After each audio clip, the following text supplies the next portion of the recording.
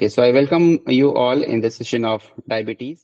Okay, तो जो लोग डायबिटीज से गुजर रहे हैं उनको ज्यादा अलर्ट होने की जरूरत है, या फिर आपके फैमिली में आपके रिलेशन में किसी को ऐसी समस्या है तो उसे भी आप समझा सकते हैं। इसलिए मैं आपको इन्फॉर्मेशन दे रहा हूँ। ऐसा नहीं कि आपको बीपी नहीं है, आपको ब्लड शुगर नहीं है, आपको कोलेस्ट्रॉल नहीं है तो आपके लिए सेशन नहीं है। Information is always better than ignorance. Diabetes की तरफ चलते हैं। डायबिटीज जो होते हैं वो 3 तरह के होते हैं। पहले तो हमें ये समझना है कि कितने तरह के डायबिटीज होते हैं। Type 1, type 2, type 3। टाइप 1 वो डायबिटीज होते हैं जो कि बचपन से गॉड गिफ्टेड होते हैं। मतलब कि जैसे ही बच्चा वूम्ब के अंदर आया और उसे प्रॉपर न्यूट्रिशन नहीं मिला तो उसका पैनक्रियास बचपन से ही या तो डिसफंक्शन रहेगा, कम काम करेगा, या फिर काम नहीं करेगा, जिसमें कि आपका जो पैनक्रियास है वो इंसुलिन नहीं जनरेट कर पाता है। क्योंकि इंसुलिन जरूरी है। क्यों जरूरी है? क्योंकि हमने जो ग्लूकोज खाई है in the form of carbohydrates, उस ग्लूकोज को डाइजेस्ट करने के लिए इंसुलिन जरूरी है। इंसुलिन नहीं होगा तो आपका जो शुगर है, जिसे हम ग्लूकोज कह रहे हैं, उस शुगर को वो ट्रांसपोर्ट नहीं कर पाएगा। शुगर का ट्रांसपोर्टेशन जरूरी है। कहां से कहां तक? आपके ब्लड से शुगर को उठाना है और बॉडी के ऑर्गन्स में, बॉडी के सेल्स में जाके उसे डालना है। जैसे सेल में वो पहुंच गया, वहां पे वो डाइजेशन का प्रोसेस शुरू हो जाएगा और वहां से हमें एनर्जी मिलेगी, विटामिन, मिनरल्स, वो सारे हमारे बॉडी को मिलने लगेंगे। लेकिन इंसुलिन नहीं है तो वो ग्लूकोज आपके सेल के अंदर जा ही नहीं पाएगी, बॉडी को एनर्जी मिल ही नहीं पाएगी। बॉडी जो है माल न्यूट्रिशन हो जाएगी, दुबली पतली, मरा हुआ शरीर। तो डॉक्टर कहता है कि भाई आओ, हम इंसुलिन देते हैं तुम्हें।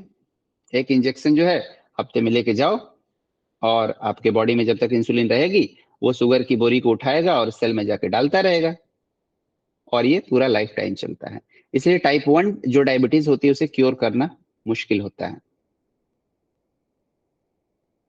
ठीक है, टाइप 1 डायबिटीज में कहीं किसी को कोई कंफ्यूजन है तो आप मुझसे पूछ सकते हैं, फिर हम टाइप 2 की तरफ जाएंगे। Okay, if not, let's move on to type 2 diabetes. Type 2 diabetes जो है वो यंग एज में शुरू होती है, 15 से 18 साल के बाद शुरू होती है।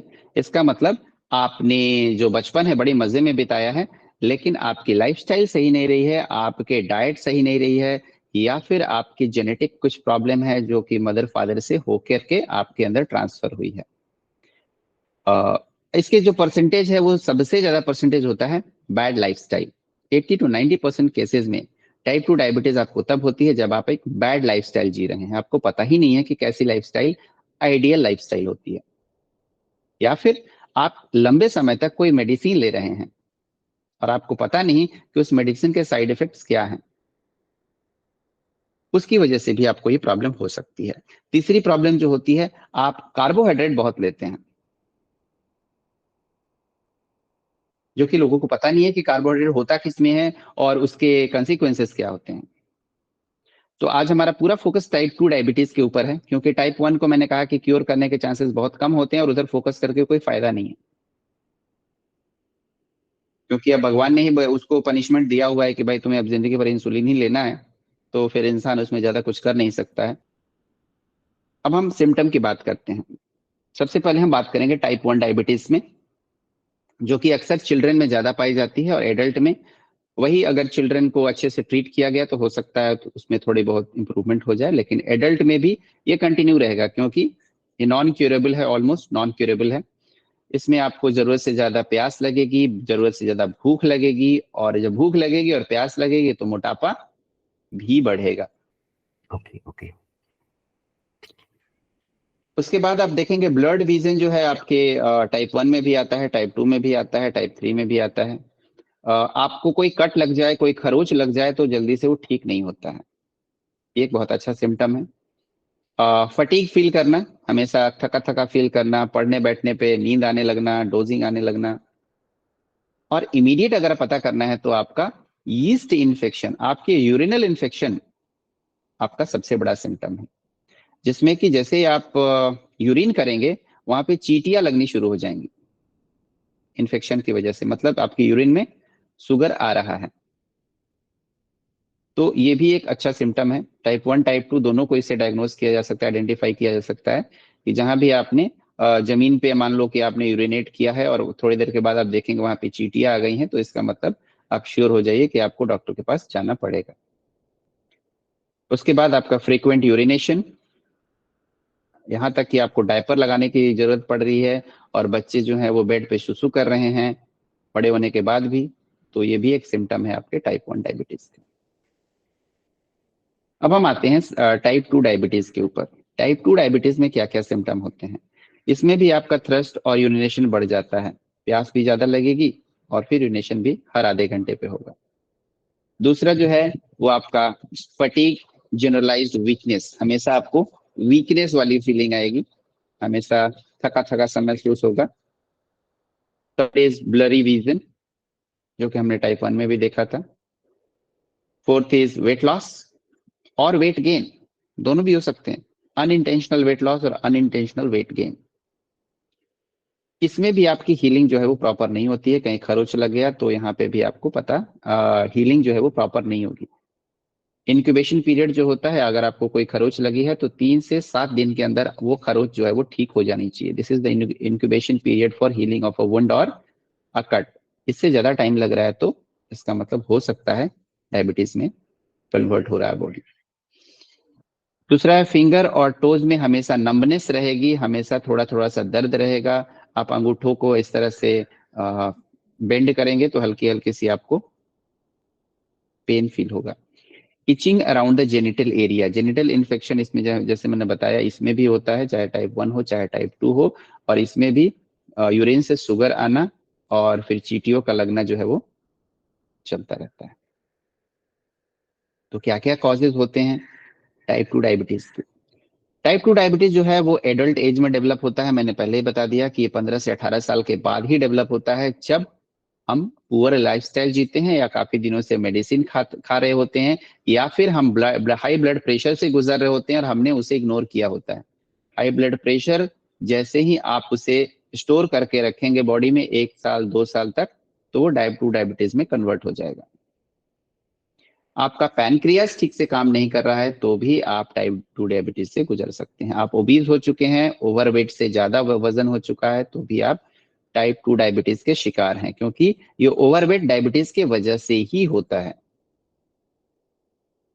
आप एज अगर ज्यादा हो रहा है तो एज के साथ साथ भी हमारी शरीर की जो इम्यूनिटी सिस्टम है, मेटाबॉलिक पावर है, वो धीरे धीरे कमजोर होने लगती है अगर हम अपने आप को एक्टिवेट नहीं रखते हैं, अपने आप को एक्सरसाइज, यौगिक क्रिया, इन सब चीजों से दूर रखते हैं, तो एज के साथ साथ हम डिग्रेड होते चले जाते हैं। लेकिन अगर हमने अपने शरीर को एक्टिव रखा, सेडेंटरी लाइफस्टाइल से दूर रखा, हर दिन कुछ एक्सरसाइज, कुछ लंबी वॉकिंग, कुछ यौगिक क्रिया, मेडिटेशन, प्राणायाम करते रहें, तो age is just a number, कोई फर्क नहीं पड़ता है किसी चीज का।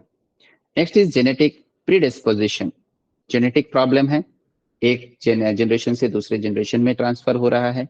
अगला स्ट्रेस हो सकता है, बहुत ज्यादा स्ट्रेस ले सकते हैं। सीडेंटरी लाइफस्टाइल, सोफे पे ही जिंदगी गुजर रही है, सोफे और चेयर पे ही गुजर रही है सुबह से शाम तक। अनहेल्दी फूड, आपको पता ही नहीं है कि हेल्दी और अनहेल्दी में डिफरेंस क्या होता है, आप कार्बोहाइड्रेट लेते जा रहे हैं, लेते जा रहे हैं, लेते जा रहे हैं, और आपका डायबिटीज बढ़ते जा रहा है। And finally the medicine. तो तमाम तरह के आप देख रहे हैं कि यहाँ पे टाइप 1 और टाइप 2 डायबिटीज को अगर हम कंपेयर करते हैं तो कुछ चीजें जो है वो आपको कॉमन मिलेंगी, जैसे कि डायबिटीज की वजह से और भी कई तरह की समस्याएं उत्पन्न होती है, जैसे कि एंजाइटी डिसऑर्डर, कंपल्सिव डिसऑर्डर, उसके बाद आपके पार्किंसन डिजीज। तो इसे ठीक करने के लिए भी कॉमन चीज क्या है? हेल्दी लाइफस्टाइल, जैसे मैं यौगिक लाइफस्टाइल कहता हूं, यौगिक लाइफस्टाइल और एक सुपरविजन की जरूरत, एक मेडिकल सुपरविजन की जरूरत, जो कि आपको बता सके कि हाँ आप सही जा रहे हो कि गलत जा रहे हो, कहाँ गलत जा रहे हो, कहाँ सही जा रहे हो। दोनों के अंदर ही जो सिम्टम्स हैं कॉमन जो होते हैं, thirst, frequent urination, blurry vision, ये दोनों के अंदर कॉमन है। डिफरेंसेस की बात करें तो इट कैनॉट बी प्रिवेंटेड और क्योर्ड, इसे रोकना जो है केवल भगवान के हाथ में, इंसानों के हाथ में ज्यादा कंट्रोल नहीं है। वहीं अगर टाइप 2 की बात करें तो it can be prevented through change of lifestyle. तो सबसे पहला मैं जो मेरा रिकमेंडेशन होता है कि मैं आपकी लाइफस्टाइल को बदल दूं, और उसी से आधी समस्याएं सॉल्व हो जाती हैं। टाइप 1 की बात करें, the body does not create enough insulin. Type 2 में भी बात करें तो यहाँ पे भी जो बॉडी है वो ज्यादा इंसुलिन नहीं क्रिएट कर पाती है, या फिर यूं कहें कि जितनी जरूरत है शुगर के हिसाब से, जितना हमने शुगर डाला है बॉडी के अंदर, उतना इंसुलिन क्रिएट नहीं हो रहा है। तो ये एक नेचुरल है और ये है आर्टिफिशियल, हमने किया है इसे, और ये ऊपर वाले ने किया है। टाइप 1, टाइप 1 के कॉजेज जो हैं वो पता करने मुश्किल होते हैं, क्योंकि ये गॉड गिफ्टेड होता है, जेनेटिकल होता है। वहीं टाइप 2 के हम पता कर सकते हैं कि किस वजह से हो रहा है। एजिंग की वजह से है, सेडेंटरी लाइफस्टाइल की वजह से है, स्ट्रेस की वजह से है। और टाइप 1 में आप देखेंगे it require insulin for life time, पूरी जिंदगी आपको इंसुलिन, हो सकता है रोज या फिर ऑल्टरनेट डे। और टाइप 2 में जब जरूरत पड़ेगी, जब डॉक्टर साहब कहेंगे, तब आपको इंसुलिन लेना पड़ेगा। तो आई थिंक अब बिल्कुल भी क्लियरिटी आ गई है कि टाइप 1 क्या है और टाइप 2 क्या है, क्या सिम्टम है और क्या क्या इसके कंसिक्वेंसेस हैं। अब हम बात कर रहे हैं कि जो हमने अपनी लाइफस्टाइल खराब की है और डायबिटीज 2 क्रिएट किया है, इसका मतलब बचपन से नहीं है, हमने केवल अपनी लाइफस्टाइल को सही से नहीं अपनाया है। या फिर आप यूं कह लें कि जो एलाइट कल्चर आजकल डेवलप हो गया है, दिखावा करना कि हम बर्गर खा रहे हैं तो हम बहुत अमीर हैं, हम पिज्जा खा रहे हैं तो बहुत अमीर हैं, हम होटल में 5 दिन खाना खा रहे हैं तो बहुत अमीर हैं। This elite culture is killing the people, specially उन लोगों को जो एलाइट है नहीं, प्रूव करना चाहते हैं, है नहीं प्रूव करना चाहते हैं। हर दिन होटल में खाना खाना, ओवर एक्सपेंडिचर करना। पेनक्रियास का पूरा काम होता है आपके शरीर को अपने साथ लेके चलना, क्योंकि पैनक्रियाज ही सारे इंसुलिन को रिलीज करती है और इसी की जिम्मेदारी है आपके ब्लड शुगर को कंट्रोल करने की। लेकिन आप जैसे ही सेडेंटरी लाइफस्टाइल में जाते हैं और अपने डाइट को प्रॉपर फॉलो नहीं करते हैं, बचपन से ही बच्चों को pizza, burger, Maggi, noodles, pasta देना शुरू कर देते हैं, तो देते तो बड़े प्यार से हैं और देने का इंटेंशन भी वो ममता भरा होता है, लेकिन असली में होता वो जहर है। तो जब हम कचड़ा देना शुरू करते हैं तो इंटेंशन कचड़ा देने वाला होता नहीं है, इंटेंशन तो बड़ा अच्छा होता है, अरे बच्चा खा रहा है, 4 बर्गर खा गया आज तो इसका पेट भर गया, अरे तो एकदम हेल्दी हो जाएगा। नाश्ते में बच्चे ने थोड़ा सा ना नुकुर किया तो आपने आज मैगी बना देते हैं, बेटा आज मैगी खा लो तुम। अब भर भर के मैगी एक प्लेट, और खा लिया तो वाह बेटा तुमने तो मैगी खा लिया आज, पता ही नहीं है कि वो जहर खा के आया है। चलो आज नूडल्स खिला देते हैं तुम्हें, आज पास्ता खिला देते हैं। बट ये जो चाइनीज, हाँ ये जो चाइनीज साल्ट आ गया अजीनोमोटो, ये बिल्कुल ही आपके किडनी को, आपके हार्ट को बर्बाद करके रखता है।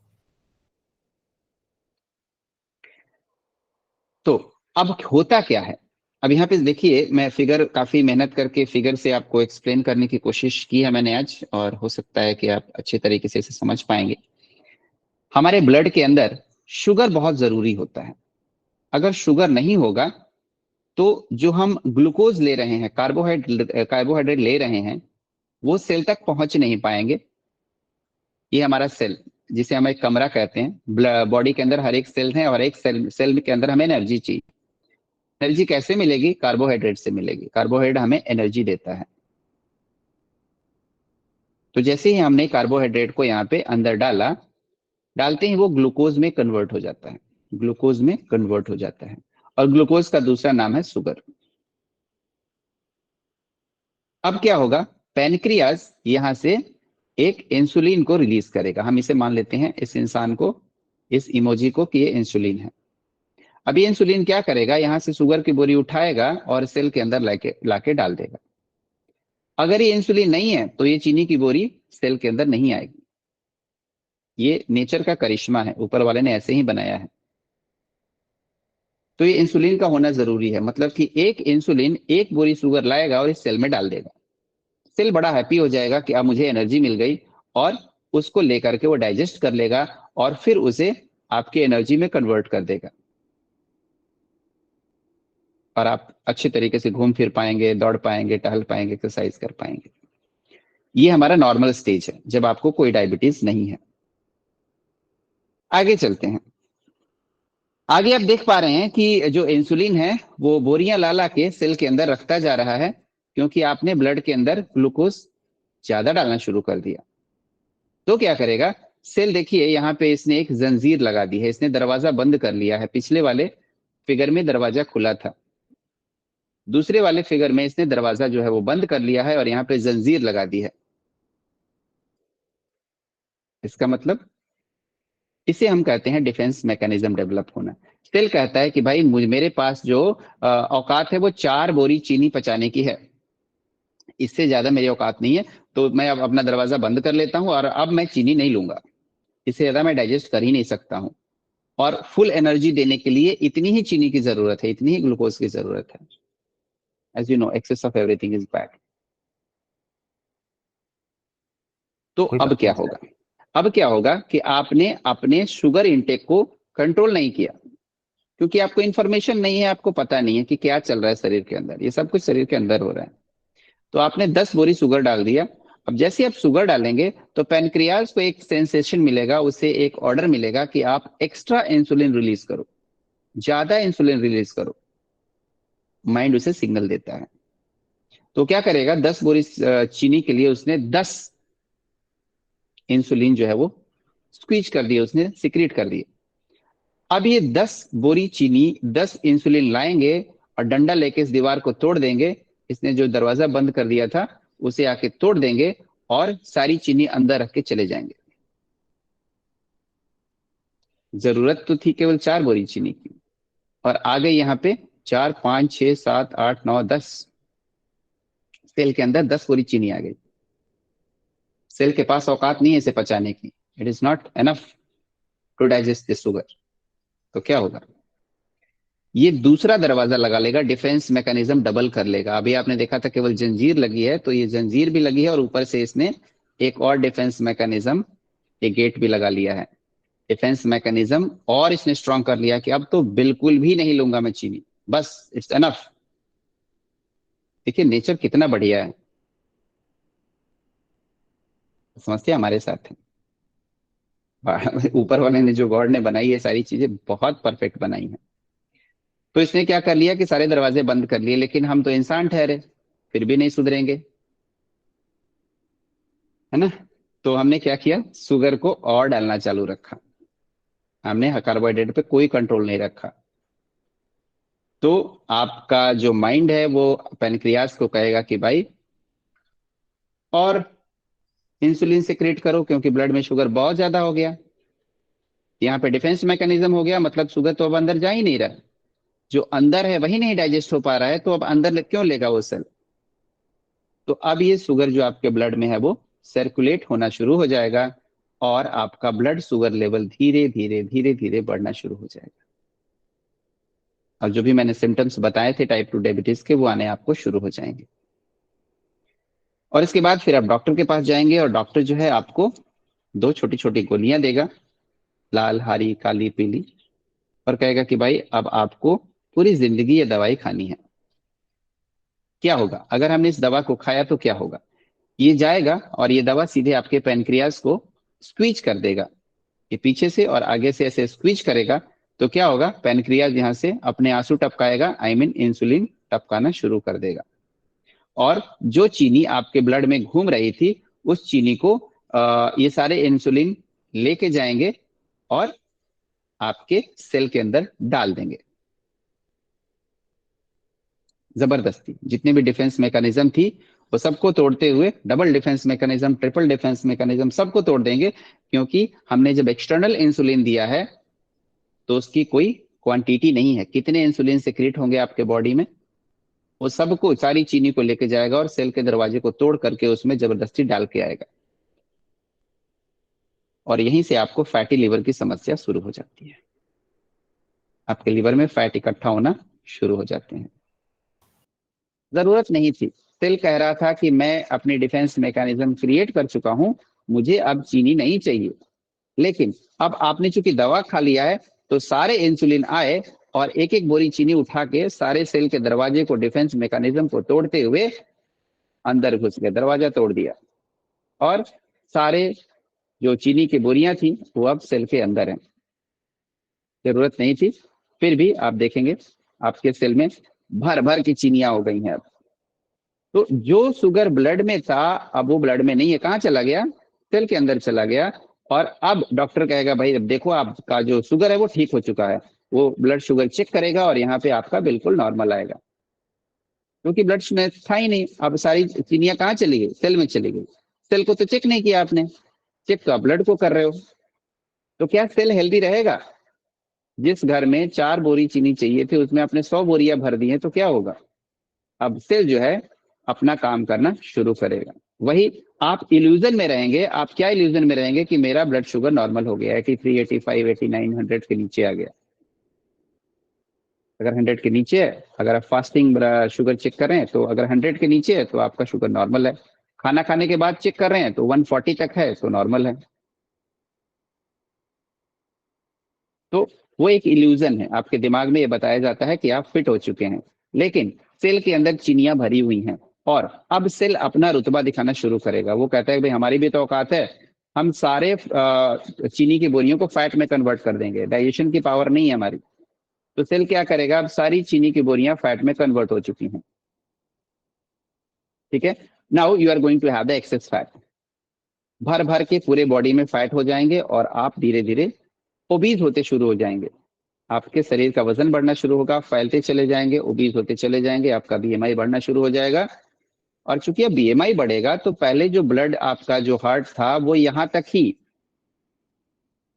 ब्लड सेल्स को पहुंचाता था, लेकिन अब तो आपने शरीर को बढ़ा लिया है, तो आपकी जो धमनियां हैं, आपकी जो वेन्स हैं, वो बढ़े हुए शरीर में भी तो जाएंगी। तो इसकी वजह से आपकी धमनियां जो हैं, आपके ब्लड सेल्स जो हैं, वो 20 से 30 फीट और लंबी हो जाती हैं, जिसकी वजह से आपके बॉडी का वाटर रिटेंशन भी बढ़ जाता है। वाटर रिटेंशन बढ़ता है तो ब्लड का वॉल्यूम भी बढ़ जाता है। पहले 4 लीटर में काम चल जाता था, 5 लीटर ब्लड की जरूरत पड़ती है। अब जो हार्ट 4 लीटर हार्ट को पंप करने के लिए बना है, अब उसमें ओवरलोड कर दिया आपने, बोला तुम 5 लीटर पंप करोगे, अब तुम 6 लीटर पंप करोगे। तो क्या होगा? उसे अपना प्रेशर बढ़ाना पड़ेगा, ब्लड प्रेशर आपका हाई हो जाएगा। तो डायबिटीज शुरू तो होता है आपके रहन सहन से, आपके स्ट्रेस से, आपके बैड लाइफस्टाइल से, आपके बैड ईटिंग हैबिट से। फिर वो ओवरवेट की तरफ जाता है, फिर वो आपका ब्लड प्रेशर बढ़ाता है। ब्लड प्रेशर बढ़ाने के बाद फिर आपका कोलेस्ट्रॉल भी बढ़ सकता है, फैटी लीवर हो सकता है, ट्राइग्लिसराइड बढ़ सकता है, और कई तमाम तरह की परेशानियां हो सकती हैं। ओके, अब इतनी सारी परेशानियां बढ़ेंगी तो आप कहाँ जाएंगे? ऑब्वियसली आप हॉस्पिटल जाएंगे, डॉक्टर के पास जाएंगे। अब देखिए, डॉक्टर जैसे ही एक डायबिटीज पेशेंट को देखता है तो उसकी बाँछें खिल जाती है बिल्कुल। मतलब कि वो खुश हो जाता है और कहता है कि ये क्या है? ये कैश काउ है। पेशेंट एक डॉक्टर के लिए कैश काउ होता है। उसकी आंखों में आप आंखें डाल के देखेंगे तो उसे फील कर सकते हैं कि आप कितने स्ट्रेस में हैं और वो कितना खुश है। तो कैश काउ क्या कहते हैं? कैश काउ का मतलब होता है कि आप बार बार जाएंगे और अपने कैश निकाल के उसे देते रहेंगे, लाइफ टाइम, परमानेंट। तो आपको डिसाइड करना है कि आपको कैश काउ बनना है कि नहीं बनना है।